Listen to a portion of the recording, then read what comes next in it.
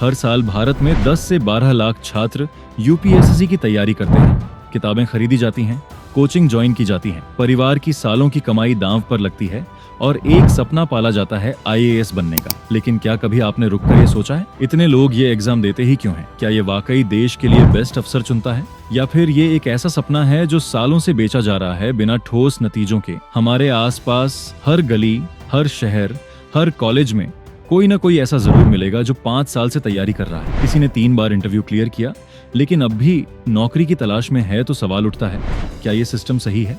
क्या ये सच में देश चलाने वाले नेताओं को चुनने का सबसे बेहतर तरीका है? आज हम बात करेंगे यूपीएससी सिस्टम की, जिसे देश की सबसे प्रतिष्ठित परीक्षा माना जाता है।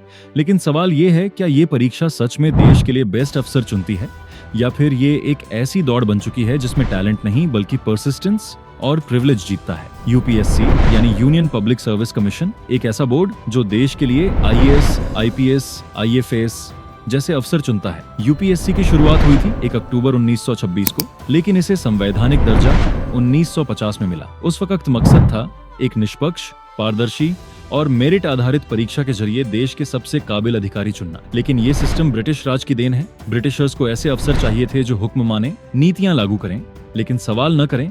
तो क्या आज आजाद भारत को भी वैसे ही अफसरों की जरूरत है, या हमें चाहिए ऐसे नेता जो बदलाव लाएं, रिस्क लें, इनोवेशन करें? यूपीएससी सिर्फ आईएएस या आईपीएस के लिए नहीं है। ये संस्था कई परीक्षाएं कराती है, CSE, civil services examination, IAS, IPS, IFS, IRS आदि के लिए, CDS, NDA, IAS, IFS, forest, CMS और भी कई। लेकिन सबसे ज्यादा क्रेज और पहचान आईएएस और आईपीएस को लेकर है। क्यों? क्योंकि इसमें है समाज में इज्जत, पावर, स्टेटस और एक देश सेवा का टैग। सिविल सर्विसेज एग्जाम का ढांचा यूपीएससी की परीक्षा होती है 3 चरणों में: prelims, screening test, mains, 9 papers, descriptive type interview, personality test. पूरी प्रक्रिया में 1 साल लग जाता है और सबसे टॉप रैंक लाने वाला बनता है आईएएस। लेकिन क्या ये प्रोसेस वाकई ग्राउंड लेवल एडमिनिस्ट्रेटर्स के लिए सबसे सही चयन प्रणाली है? क्या सिर्फ जीके, एस से और एक ऑप्शनल सब्जेक्ट में नंबर लाने से तय हो जाता है कौन अफसर बनेगा? हर साल भारत में 10 से 12 लाख छात्र यूपीएससी का फॉर्म भरते हैं। इनमें ज्यादातर 20 से 30 साल के युवा होते हैं। कुछ कॉलेज से निकले हुए फ्रेशर, तो कुछ ऐसे जो पिछले 5-6 सालों से लगातार प्रयास कर रहे हैं। लेकिन सवाल ये है, इतनी बड़ी संख्या में लोग आखिर इस परीक्षा की ओर क्यों खींचे चले आते हैं? सबसे पहली वजह आईएएस या आईपीएस अफसर बनने की प्रशंसा और प्रतिष्ठा। भारत जैसे देश में जहां सरकारी नौकरी को सुरक्षित भविष्य की गारंटी माना जाता है, वहां यूपीएससी सपनों का शिखर बन चुका है। समाज में इज्जत, परिवार में गौरव, सरकारी बंगला, गाड़ी, सिक्योर लाइफ और सबसे ऊपर देश सेवा का भावनात्मक टैग।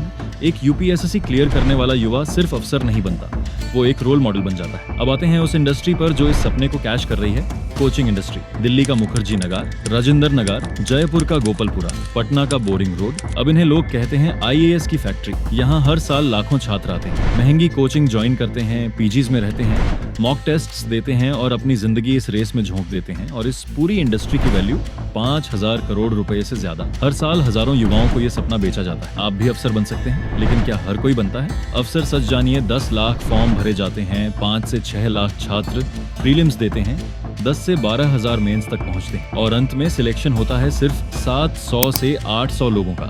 यानी सक्सेस रेट 0.2%, मतलब 99.8% लोग हारते हैं। कोचिंग सेंटर हर साल एक ही वाक्य दोहराते हैं, इस बार आपका साल है स्टूडेंट। सोचता है बस इस बार क्लियर कर लूं, फिर जिंदगी बदल जाएगी। पर क्या वो रुकता है? नहीं, क्योंकि इतना समय और पैसा दे दिया, अब छोड़ना बेवकूफी होगी।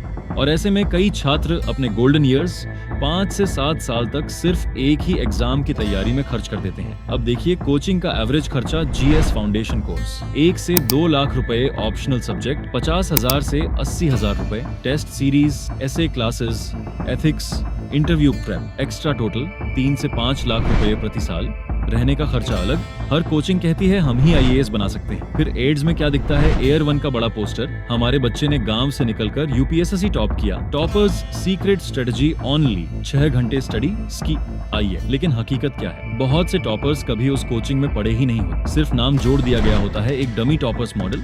अब सोचिए, एक गांव का बच्चा जिसने रीजनल भाषा में पढ़ाई की, जिसके पास अच्छा इंटरनेट नहीं है, जो इंग्लिश में फ्लुएंट नहीं है, क्या वो वैसे ही कम्पीट कर सकता है जैसे दिल्ली के कन्वेंट एजुकेटेड कोचिंग स्टूडेंट? नहीं। यूपीएससी भले मेरिट बेस्ड है, लेकिन उसकी तैयारी की पहुंच अब प्रिविलेज बेस्ड बन चुकी है। एक छोटा सा कमरा, 4 दीवारें, एक पुराना कंबल और एक स्टडी टेबल। कमरे की दीवारों पर लगे मोटिवेशनल कोट्स अब धुंधले पड़ चुके हैं। खिड़की से धूप तो आती है, लेकिन दिल में अंधेरा है। ये सिर्फ एक एस्पिरेंट की कहानी नहीं है, ये उन लाखों युवाओं की कहानी है जिनकी जिंदगी एक शब्द में सिमट चुकी है। यूपीएससी जब कोई यूपीएससी की तैयारी शुरू करता है तो धीरे धीरे वो स्टूडेंट से एस्पिरेंट बन जाता है। शुरुआत में सब अच्छा लगता है, new books, new notebooks, new dreams. लेकिन जैसे जैसे साल बीतते हैं एक सवाल दिमाग में गूंजने लगता है, अगर मैं पास नहीं हुआ तो मैं क्या हूँ? क्योंकि यूपीएससी की दुनिया में तुम्हारा नाम तब तक मायने नहीं रखता जब तक आईएएस उसके आगे ना जुड़ा। यूपीएससी की तैयारी एक आंतरिक युद्ध है जहाँ तुम अकेले हो, कोई दोस्ती नहीं, कोई त्योहार नहीं, कोई पार्टी नहीं। सोशल मीडिया पर दिखते हैं दोस्त जो नौकरी कर रहे हैं, शादी कर रहे हैं,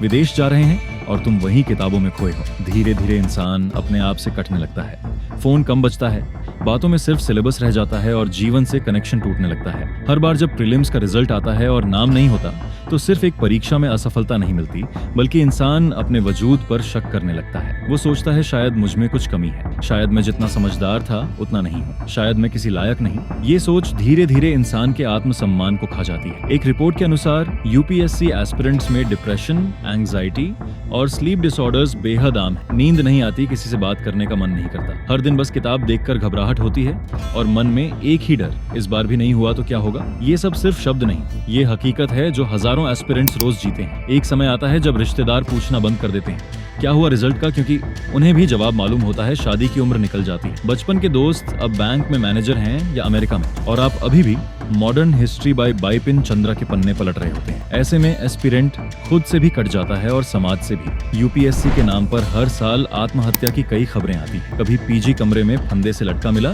तो कभी नदी में मिला एक सुसाइड नोट जिसमें लिखा था, सॉरी पापा, मैं अफसर नहीं बन पाया।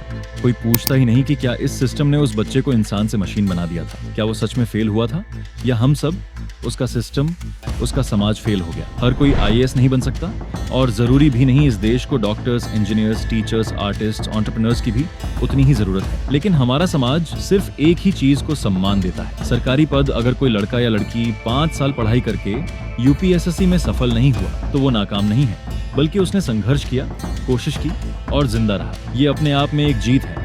हमेशा याद रखिए, आपकी पहचान किसी परीक्षा से नहीं तय होती। आपकी इंसानियत, आपकी सोच और आपकी कोशिश ही आपकी असली पहचान है। अगर आप यूपीएससी की तैयारी कर रहे हैं तो दिल से कीजिए, लेकिन अपनी जिंदगी को मत भूलिए। आपके माता पिता को एक आईएएस नहीं, एक खुश, स्वस्थ और जिंदा बेटा या बेटी चाहिए। यूपीएससी को भारत की सबसे प्रतिष्ठित परीक्षा माना जाता है, लेकिन सवाल ये है, क्या ये सिस्टम अब भी उतना ही असरदार और प्रासंगिक है जितना 70 साल पहले था, या फिर हम आज भी एक ब्रिटिश एरा की लेगेसी को ढो रहे हैं। यूपीएससी का जड़ अंग्रेजी हुकूमत में है। उस दौर में इसे शुरू किया गया था ताकि भारत में ऐसे सरकारी नौकर बनाए जाएं जो शासन को नियम से चलाएं, ना कि सवाल उठाएं। ब्रिटिशर्स चाहते थे ऐसे ऑफिसर्स जो आदेश का पालन करें, पॉलिसीज को लागू करें, लेकिन उन पॉलिसीज की नैतिकता पर सवाल न करें। लेकिन सवाल ये है, क्या आजाद भारत को भी वैसे ही अफसरों की जरूरत है, या ऐसे नेताओं की जो बदलाव ला सकें, इनोवेशन करें और रिस्क ले सकें। यूपीएससी का सिलेबस बहुत बड़ा और विस्तृत है। इतिहास,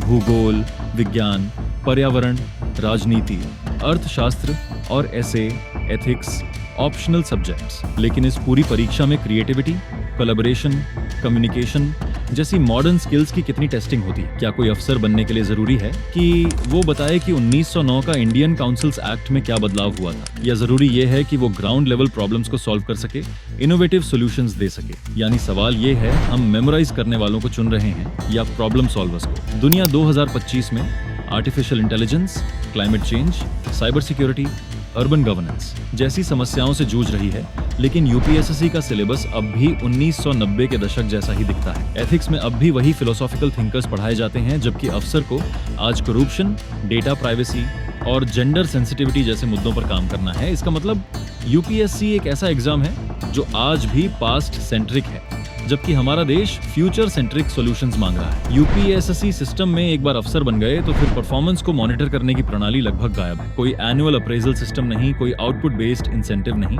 कोई 360 डिग्री फीडबैक कल्चर नहीं। यानी अफसर चुने जाते हैं मेरिट से, लेकिन फिर वो सिस्टम में सेटल हो जाते हैं। तो सवाल है, क्या हम सिर्फ चुनने में ही मेरिट बेस्ड हैं, या सेवा में भी एक्सेलेंस की उम्मीद करते हैं? दुनिया के कई देश अब मल्टी डिमेंशनल असेसमेंट्स और परफॉर्मेंस लिंक्ड प्रमोशंस को लागू कर रहे हैं। UK fast stream civil service, group discussions, psychometric testing, real life scenario handling, behavioural interviews, Singapore scholars को ग्रूमिंग के साथ ministry specific training, 360 degree feedback, technology integrated governance Canada, ongoing leadership evaluation, regular citizen feedback. अब सवाल ये है, भारत जैसा इतना बड़ा और जटिल देश क्या आज भी सिर्फ एक static paper based exam based leaders चुन सकता है? यूपीएससी थ्योरेटिकली इंक्लूसिव है, लेकिन प्रैक्टिकली इसमें एलीट बायस साफ झलकता है। इंग्लिश मीडियम स्टूडेंट्स को एज टियर 2-3 शहरों को कम access, coaching hubs dominate the toppers list. UPSC ने कई पहले की है, सीएसआईटी को क्वालिफाइंग किया गया, रीजनल लैंग्वेज में पेपर आए, लेकिन ग्राउंड लेवल पैरिटी अभी भी एक सपना है। आज का भारत तेज बदलावों का देश है,